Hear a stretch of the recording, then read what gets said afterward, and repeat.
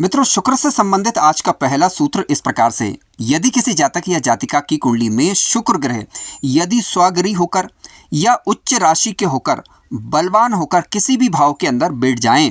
तो ये संकेत करता है कि जिन भावों के स्वामी ग्रह शुक्र ग्रह बने हुए हैं उन भावों से संबंधित फल अच्छे मिलेंगे, उन भावों से संबंधित शुभता देखने को मिलती है। आइए उदाहरण के द्वारा जानने का प्रयास करते हैं। देखिए, समझने के लिए मैंने यहाँ पर एक मीन लग्न की कुंडली ली हुई है। अब आप जानते हैं कि मीन लग्न की कुंडली में शुक्र ग्रह योग कारक ग्रह नहीं बनते, क्योंकि ये तीसरे भाव और अष्टम भाव के स्वामी ग्रह बनते हैं। और आप जानते हैं कि अष्टम भाव का स्वामी यदि किसी केंद्रीय त्रिकोण के भाव में यदि बैठ जाए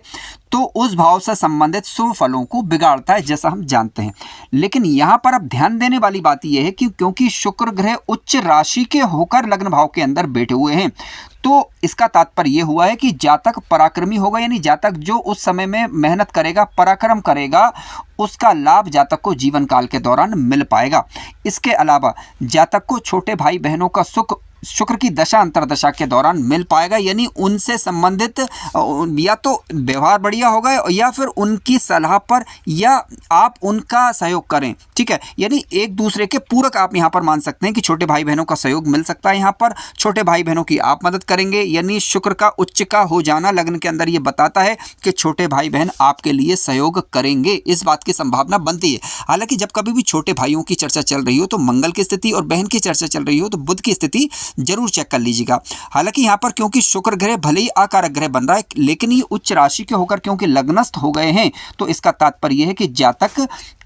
उस समय में जो पराक्रम करेगा, जो मेहनत करेगा, उसका लाभ उसे मिल पाएगा। इसके अलावा दूसरा पहलू इसका यह भी है क्योंकि शुक्र अष्टम भाव के स्वामी ग्रह बने हुए हैं। अब अष्टम भाव का स्वामी ग्रह जिस भाव में बैठेगा वहां से संबंधित कोई ना कोई दिक्कत परेशानी जरूर देता है, ये भी एक तथ्यात्मक बात है। लेकिन क्योंकि ग्रह उच्च का हो गया है तो इसका तात्पर्य है कि उस समय विशेष में अष्टम भाव से संबंधित कार्यों से जातक को लाभ हो, इस बात की प्रबल संभावना बनती है। अब अष्टम भाव से संबंधित लाभ कौन सा है? देखिए, क्योंकि आयु का कारक ग्रह लग्न में जाकर उच्च का होगा, इसका मतलब है कि जातक दीर्घायु होगा, इस बात की संभावना बन जाती है। हालांकि आपको शनि की स्थिति और अष्टम भाव पर पड़ने वाले ग्रहों का प्रभाव जरूर देख लेना चाहिए। इसके अलावा जातक उस समय विशेष में यदि कोई रिसर्च इत्यादि करता है या फिर आध्यात्मिक रहता है या फिर कोई ना कोई ऐसा कार्य जो विदेश से संबंधित हो करता है, तो निश्चित रूप से जातक को जो है उस क्षेत्र में सफलता प्राप्त होने की संभावना बन जाती है। अब अष्टम भाव से क्योंकि हम पैतृक संपत्ति इत्यादि का विचार भी करते हैं, तो पैतृक संपत्ति इत्यादि में जातक को लाभ होने की संभावना भी बन जाती है। तो यही ये सूत्र बताने का प्रयास कर रहा है कि यदि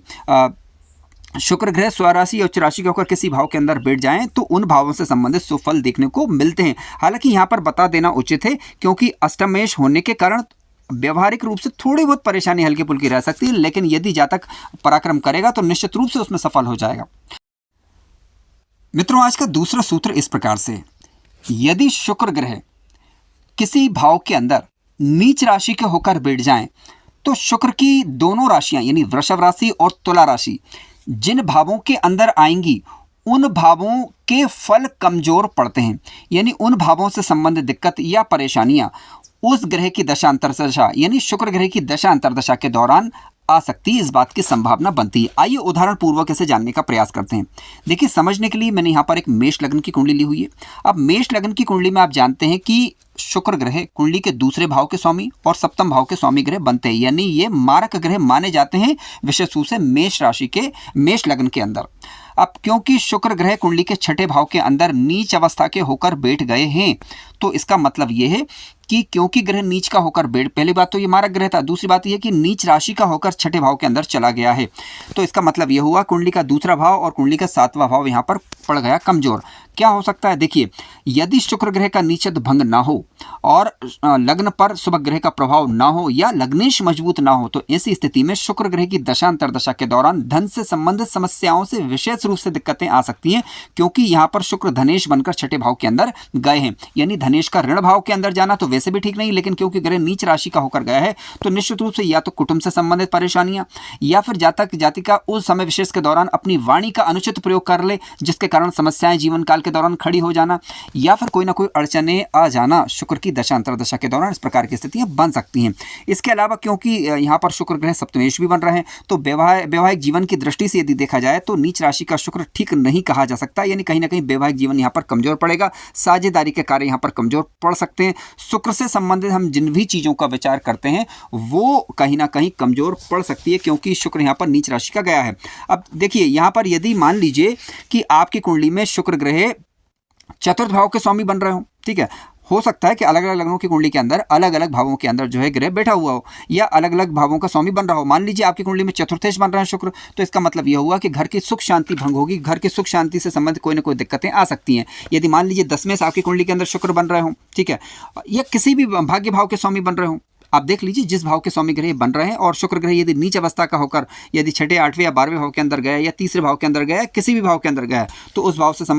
से संबंधित फल वहां पर कमजोर पड़ सकते हैं। तो यही ये सूत्र बताने का प्रयास करता है।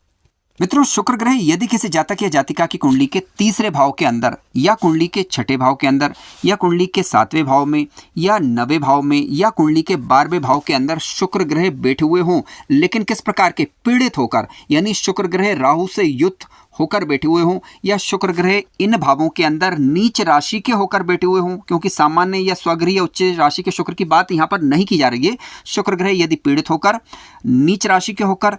तीसरे, छठे, 7वें, 9वें या 12वें भाव के अंदर बैठे हुए हों, और इन भावों के स्वामी ग्रह, यानी जहां पर शुक्र बैठे हुए हों, इन भावों के स्वामी ग्रह कमजोर पड़ जाएं,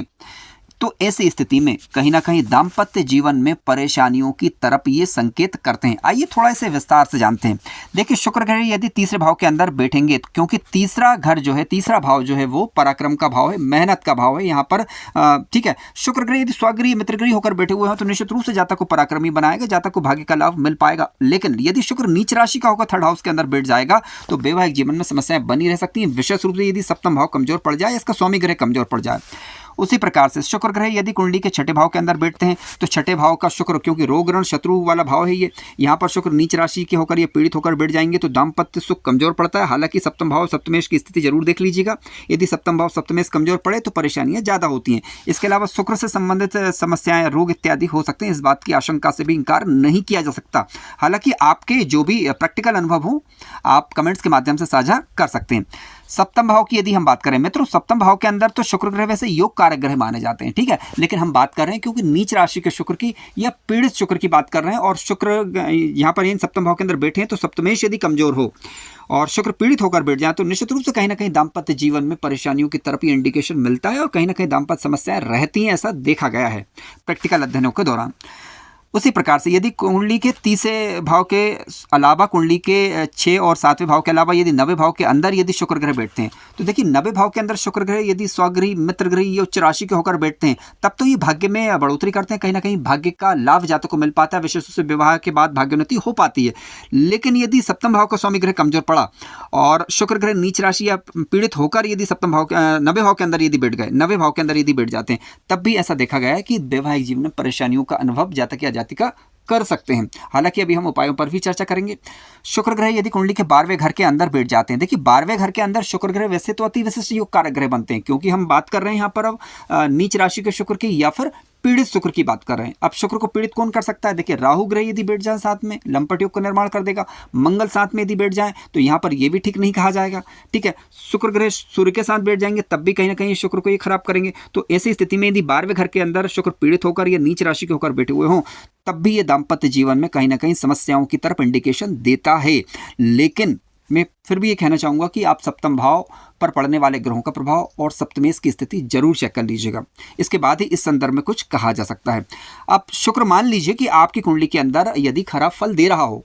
तब क्या कर सकते हैं? तब देखिए ऐसी स्थिति में आप शुक्र के वेद मंत्र या बीज मंत्र का जप तो निश्चित रूप से कर सकते हैं। इसके अलावा पंडित जी से सलाह लेकर या अच्छे ज्योतिषाचार्य से सलाह लेकर उनके बताए उपाय के अनुसार भी उपाय कर सकते हैं। इसके अलावा सप्तम भाव के स्वामी जो भी आपका बन रहा है उसे शुभ तरीके से बलवान करने का प्रयास आप कर सकते हैं। इसके अलावा साफ सुथरा रहने का प्रयास करें और इसके अलावा कोशिश करिएगा कि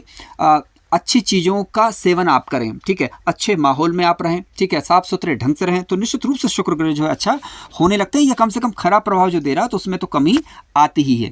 मित्रों, शुक्र से संबंधित अगला सूत्र इस प्रकार से, शुक्र ग्रह जहां भी बैठते हैं वहां से अगले वाले भाव में यानी दूसरे भाव के शुभ प्रभाव में बढ़ोतरी करते हैं। मान लीजिए कि आपकी कुंडली के शुक्र जो है लग्न भाव के अंदर ही बैठे हुए हैं तो इसका मतलब यह है कि कुंडली का दूसरा भाव जो कि धन भाव है, अब धन भाव यानी धन की ये वृद्धि करेंगे। कुटुंब सुख की वृद्धि करेंगे, वाणी को विनम्र बनाएंगे और वैभवता जीवन काल के दौरान लाएंगे, यानी धन संपदा इत्यादि की कमी नहीं रहे, इस बात को प्रबल जो है शुक्र ग्रह करते हैं, यानी धन से संबंधित सुखों में ये वृद्धि करेंगे, कुटुंब के सुख में वृद्धि करेंगे, वाणी को विनम्र बनाएंगे। इसके अलावा मान लीजिए कि शुक्र आपकी कुंडली के चतुर्थ भाव के अंदर बैठे हुए हैं, तो चतुर्थ भाव के अंदर बैठे हुए शुक्र योग कारक ग्रह माने जाते हैं, आप जानते हैं, लेकिन हम बात कर रहे हैं शुक्र से दूसरे भाव की। अब क्योंकि शुक्र ग्रह जब चतुर्थ में बैठेंगे तो पंचम भाव के शुभ प्रभाव में बढ़ोतरी करेंगे, यानी आपको दूसरों से लगाव करने वाला बनाएंगे, संतान सुख को अच्छा करेंगे, शिक्षा इत्यादि में आपको उस समय विशेष के दौरान लाभ मिल सकता है, इस बात की संभावना बनती है, आपके ज्ञान इत्यादि में ये बढ़ोतरी करेंगे। मान लीजिए शुक्र आपकी कुंडली के नवम भाव के अंदर बैठे हुए हैं, तो ये कुंडली के दसम भाव में वृद्धि करेंगे, यानी आपको स्त्री वर्ग से लाभ मिल पाएगा, इस बात की संभावना बनती है। इसके अलावा कार्य क्षेत्र में ये शुक्र आपके लिए मददगार होंगे। इसके अलावा शुक्र क्योंकि दसम भाव के अंदर बैठेंगे तो निश्चित रूप से जो है विपरीत वर्ग से आपको जीवन काल के दौरान लाभ मिले, इस बात की संभावना बनती है, लेकिन ध्यान रखिएगा कि ग्रह जो है नीच अवस्था का या पीड़ित नहीं होना चाहिए। मान लीजिए कि आपके शुक्र कुंडली के दसम भाव के अंदर बैठे हुए हैं, तो कुंडली के एकादश भाव के शुभ प्रभाव में ये बढ़ोतरी करेंगे, यानी आपको बड़े भाई बहनों से लाभ होगा। इसके अलावा जो भी कार्य उस दौरान आप करेंगे तो शुक्र से संबंधित कार्यों में विशेष रूप से लाभ देंगे, या कह सकते हैं कि उस समय विशेष में आपको विशेष रूप से मान सम्मान समाज में यश मिल सकता है, या शुक्र से संबंधित कार्यों में लाभ मिल सकता है, बशर्ते कि शुक्र ग्रह पीड़ित नहीं हो रहा है, यानी शुक्र जिस भी भाव में बैठे हुए हैं उससे अगले वाले भाव के शुभ प्रभाव में बढ़ोतरी करते हैं, यदि ये कुंडली में सकारात्मक होकर बैठे हुए हों, स्वराशि मित्र राशि उच्च राशि होकर बैठे हुए हों, या शुभ प्रभाव में होना चाहिए। मित्रों, शुक्र से संबंधित अगला सूत्र इस प्रकार से, शुक्र ग्रह आपकी कुंडली के जिस भी भाव के अंदर बैठे हुए हो, चाहे किसी भी लग्न की आपकी कुंडली क्यों ना हो, तो शुक्र ग्रह को जो ग्रह देखेगा वह अपने गुण धर्म शुक्र को दे देगा। विशेष रूप से शुक्र ग्रह या फिर जो ग्रह शुक्र को देख रहा है उस ग्रह की दशा अंतरदशा के दौरान उस ग्रह के फल आपको दृष्टिगोचर होंगे। आइए उदाहरण पूर्वक इसे जानने का प्रयास करते हैं। मान लीजिए कि आपकी कुंडली के लग्न भाव के अंदर शुक्र ग्रह बैठे हुए हैं और राहु बैठे हुए हैं कुंडली के सप्तम भाव के अंदर, ठीक है, किसी भी भाव के अंदर राहु हो सकते हैं। आप जानते हैं कि राहु की तीन दृष्टियां होती हैं, पंचम, नवम या सप्तम। मान लीजिए कि राहु कुंडली के सप्तम भाव के अंदर बैठे हुए हैं और शुक्र बैठे हुए हैं लग्न भाव के अंदर। अब क्योंकि शुक्र ग्रह सप्तम दृष्टि से शुक्र को देख रहे हैं, अब क्योंकि आप जानते हैं कि हालांकि राहु और शुक्र आपस में मित्र ग्रह हैं, लेकिन क्योंकि राहु जिस ग्रह के साथ बैठता है उसके शुभ फल को कुछ ना कुछ मात्रा में बिगाड़ अवश्य देता है। तो इसका मतलब यह हुआ कि शुक्र की महादशा में राहु का अंतर या राहु की महादशा में शुक्र का अंतर जब कभी भी आएगा तो ये फल दृष्टिगोचर होंगे। अब देखिए क्या होता है, राहु का कार्य है भटकाना, तो इसका मतलब यह है कि राहु की दशा में जब शुक्र का अंतर चलेगा, यदि शुक्र ग्रह यहाँ पर आपके शुभ ग्रह के प्रभाव में यदि नहीं है तो ऐसी स्थिति में निश्चित रूप से जातक जो है विपरीत के प्रति जरूरत से ज्यादा भटके या फिर शुक्र से संबंधित किसी न किसी अनैतिक कार्य को करे, इस प्रकार की आशंका बन जाती है। अब इसके विपरीत मान लीजिए कि आपकी कुंडली के शुक्र को जो है वो गुरु ग्रह देख रहे हैं, चाहे जिस भी भाव के अंदर यहाँ पर अब गुरु ग्रह या शुक्र ग्रह बैठे हुए हो। अब गुरु की दृष्टि यदि शुक्र पर पड़ जाती है, हालांकि आपस में देखा जाए तो शुक्र और गुरु दोनों जो है वो नैसर्गिक शत्रु ग्रह हैं, लेकिन दोनों जो है वो देवत्व को प्राप्त हैं, यानी शुक्र भी गुरु है और गुरु तो गुरु ही है, ठीक है। अब गुरु की दृष्टि जब शुक्र पर पड़ेगी तो क्या होगा, क्योंकि देखिए गुरु सकारात्मकता को दर्शाने वाले ग्रह हैं। अब गुरु की महादशा में जब शुक्र का अंतर आएगा, शुक्र की महादशा में या गुरु का अंतर आएगा, निश्चित रूप से थोड़ी बहुत समस्या हल्की फुल्की रहती है, लेकिन क्योंकि गुरु की दृष्टि शुक्र पर जा रही है तो गुरु के कारण जातक के जीवन में शुभता आती है। गुरु के कारण जातक जो है स्त्री वर्ग के प्रति कोई कार्य करे तो निश्चित रूप से सम्मानजनक ही वह कार्य करेगा, या कह सकते हैं कि शुक्र से संबंधित कार्यों से जातक को उस दौरान लाभ होगा, इस बात की भी प्रबल संभावना बन जाती है। हालांकि एक बात यहाँ पर ध्यान रखना जरूरी है कि गुरु की दृष्टि जब शुक्र पर जा रही है तो आप ये देख लीजिएगा कि शुक्र पर क्या अन्य ग्रहों की दृष्टि भी जा रही है या नहीं। कोई भी ग्रह कम से कम नीच अवस्था का नहीं होना चाहिए, हालांकि कोई ग्रह नीच अवस्था का हो जाता है मान लीजिए, लेकिन क्योंकि गुरु की दृष्टि जो है वो चाहे गुरु स्वयं नीच के हो जाए, लेकिन दृष्टि जब जाएगी तो जिस ग्रह के ऊपर दृष्टि जाएगी, जिस भाव के ऊपर दृष्टि जाएगी तो उस भाव के शुभ प्रभाव में ये बढ़ोतरी कर देती है। यानी कहने का तात्पर्य है कि मान लीजिए कि शुक्र किसी कारणवश पीड़ित हो रहे हो या नीच राशि हो रहे हो, लेकिन गुरु की दृष्टि यदि पड़ गई है तो ऐसी स्थिति में कहीं ना कहीं शुभता जरूर आ जाएगी, और ये शुभता यानी ये शुभता जो है आपको गुरु में शुक्र के अंतर के दौरान या शुक्र में गुरु के अंतर के दौरान देखने को अवश्य मिलेगी।